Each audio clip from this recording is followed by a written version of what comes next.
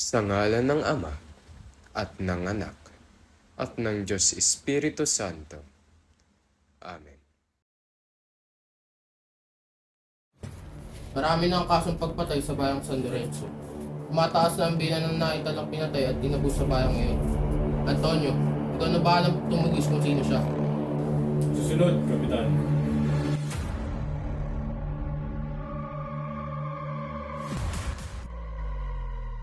Ginoong siyerbo, binanggit sa akin ng alkalde ang iyong pagdating. Nalaman ko na pag-aaralan mo pala ang kaso ng maraming pagpatay dito sa aking bayan.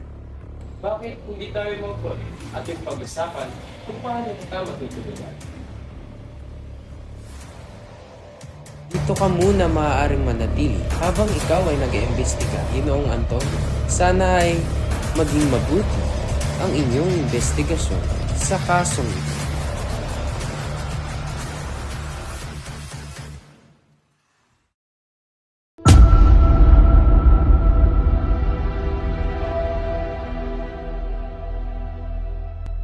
Kung ang isalubong sa iyong pagtingin ay masayang mukha at may pakitang giliw, lalong pakaingat sa kaaway na lihim, siyang isa-isip nakakabakahin.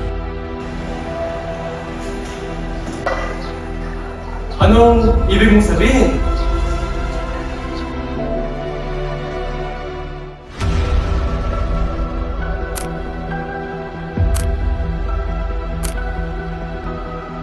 Baka naman ay kilala ka niya talaga.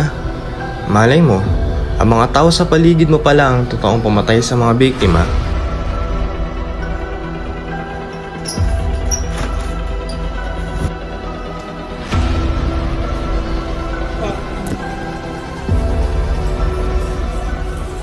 Sino ka ba talaga? Mga makasalanan! Lahat kami nagkasala sa Diyos! Hindi si Kristo ang magtutubos ng dugo para malinis kayo sa inyong mga kasalanan.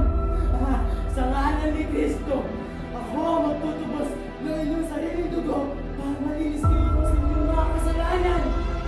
Sa pamamagitan ko, ay maliligtas. Ako ang Messiah! Ako ang tagapagligtas! Para sa anak, Para sa Espiritu Santo! Handa akong gawin ang lahat upang maligtas ako sa aking kasalanan. Kahit na buhay man ang mawala sa akin, Ang pagdanak ng aming dugo ang simbolo ng kaligtasan.